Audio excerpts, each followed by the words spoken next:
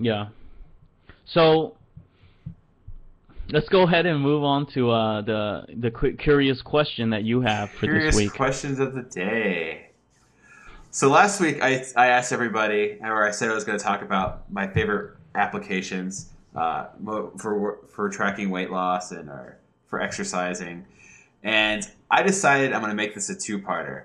And today I'm going to talk about what I'm currently using, and then I'm going to experiment over the next couple weeks with other applications. In a previous recording, our audience member Devcol told us about an app called iFitness and Weightbot and Livestrong. He also said that Weightbot makes these really awesome charts that you should check out on his blog, devkl.com. Um, Great blog, really love it, and he uses the Weightbot to put those screenshots on there. For me, what I'm currently using right now is I use very kind of weight loss apps. I use Evernote, which is a popular note-taking tool. It's great for taking notes, and they sync up, and you can do audio notes and probably video notes if you have an iPhone. Or I have never tried video notes on here. Anyway, so what I usually do is I go to the gym, and I start a file called gym log, and I put the date after it. And I'll show you the one from today. Basically, I just write down in my little Evernote what I've worked on, what my weight was. That's almost a little better this time. Look at that. Yeah, we still can't see it. I'm sorry. Like what my reps and sets are, and I keep these logs, and I've had them. I've been keeping them for probably the last 110 times I've gone to the gym, so I know 3 or 4 months ago, or actually a year, since it's off and on, what I weighed, what I was able to do on the Stairmaster, what I was able to do in elliptical machine, and so I have a record that I look back to try to improve myself as a scorekeeper. I also use Google Docs to write about how I'm going to write about how I'm going to approach my workout routine for the week. Devcol was wondering what my set rep syntax was. I usually do just write, like, say if I do like if I do 10 curls at 35 pounds, I'll write like 10 over 35.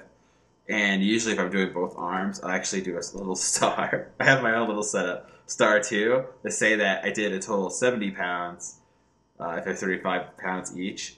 But that way I know it was left and right arm kind of deal. Um, but I definitely use weight. So it's usually reps is before, and then the sets is, so it's like each set's 10 over 35, comma, 10 over 35, comma, and a 8 over 35. That's how I do it. If that makes any sense. So that's what I do in my Evernote. Sorry. If I also was using an app called Endomondo to track where I run around and like when I'm out and walking about, because it'll use the GPS and you can it'll tell you like how fast you're walking, when you go up inclines and downclines, and so on. There's a really cool app that was shown on Mixergy, one of our favorite shows recently, called Runkeeper. That one I have to check out. And I think, Andy, you're going to look at that too, right? Yeah, I'm gonna look into that. I saw exactly the same thing on Mixergy.com, and after I saw Runkeeper, I started to notice that a lot of people were actually using that application and that website. So yeah, definitely gonna check it out and see if I can somehow implement some of these apps and these softwares and programs into my workout. Yeah. I was thinking it was one way. It would be one way for us to compete against each other. We could do a mile, and it's cool because you could run a mile in California, I could run a mile in Colorado. We could still race against each other, and then keep that record, which I thought would be pretty sweet.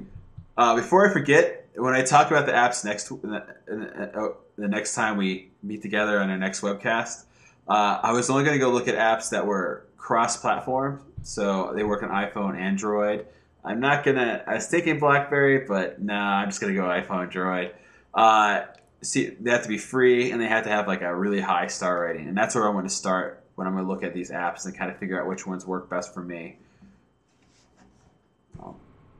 So that reminds me that anybody in the audience, that if you have an app to recommend over the next couple weeks, let me know.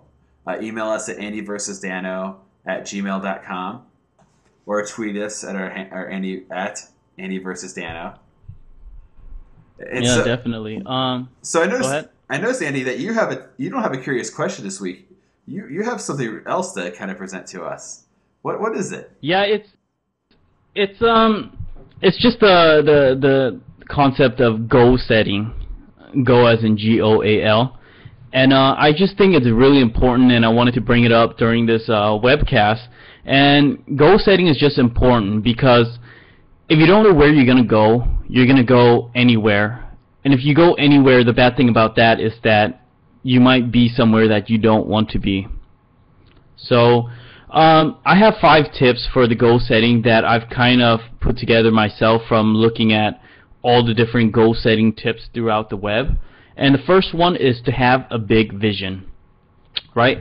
The first one is to have a big vision, because if you don't have a big vision of where you want to go or the ideal person that you want to be, then you won't know what your goals are weekly, monthly, and annually.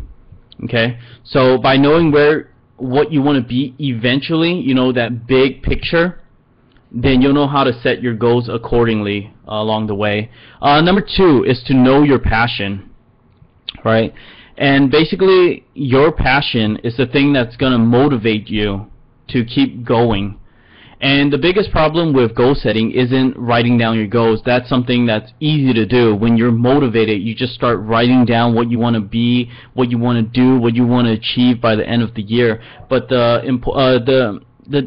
what a lot of people lack is the motivation to keep going until they reach the goal. So by writing down goals that you are passionate about will help you stick with your plan when you're feeling lazy or too comfortable. The third one is to be honest with yourself.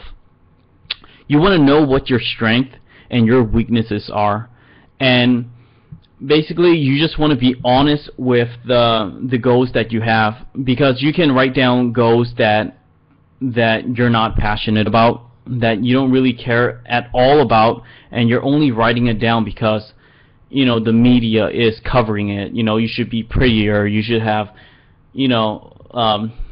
puffy lips and bigger breasts, or smaller thighs or something like that, and that kind of defeats the purpose of goal setting, because you're setting goals that's not important to you.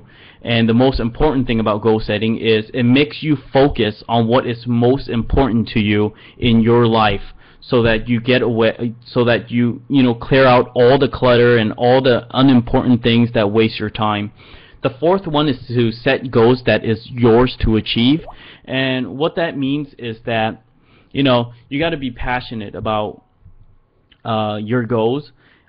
Your goals have to be yours alone. So let's say if your parents want you to be a doctor or a lawyer or something like that, and you're not really passionate about it, then you're not gonna reach that goal, or you're not gonna be at your 120%, because it's not something you really care about. It's not something that's gonna make your life worthwhile. So make sure that whatever goal you set, that is your goals, and it's gonna make your life worthwhile. The fifth and last one is live a life of action. A lot of people that set these goals, they might go for maybe a couple days, they might go for 1 or 2 weeks, trying to reach the goal, taking action and all that stuff, but then by the end of 2 weeks or a month or even 6 months, they start giving up because they feel comfortable, or they forget that there's a purpose behind the goal, or they forget what their goal is because they don't write it down and they don't put it in places that remind themselves every single day. So it's good to stay in motion. It's good to put in some time every single day that go towards your goal. So that's the 5 tip for goal setting. I think it's very important, and we're going to start implementing it on andyvsdano.com. Yeah. I think you have a great list here. It's nice and simple. It's right to the point. It doesn't keep you from setting your goals because it's pretty easy to follow. Great job, man. I really love it. Before I forget, Thanks. you asked me earlier about people who were inspired. I know that were inspired by Andy versus Dano. I'm pretty sure Josh said that he was, and that he was continuing. And one of my ex-coworkers, I'm pretty sure she said she started doing yoga because of listening to our podcast. So thank you guys for getting out there and doing it, and thank you for listening to us. And I think that's great. That's awesome. Yeah. All right. So that pretty much wraps up the webcast. So let me just let everybody know how you can reach us. And the primary channel that you can reach us at is andyvsdano.com. You can send us anything through our contact page regards to questions that you have during the webcast, or any inspirational news that you have, or resources that you would like to share with us. The other way is through our email, which is andyvsdano@gmail.com, and you can also tweet us at handle andyvsdano. So go ahead and send us any information you have there. And now I just want to say thank you. We hope you enjoyed this episode. We'll have a new episode every bi-weekly at 12 p.m. Pacific Standard Time. So don't forget to visit andyvsdano.com. And until the next webcast, break habits, face fear, and keep growing. Thanks, guys. Thank you.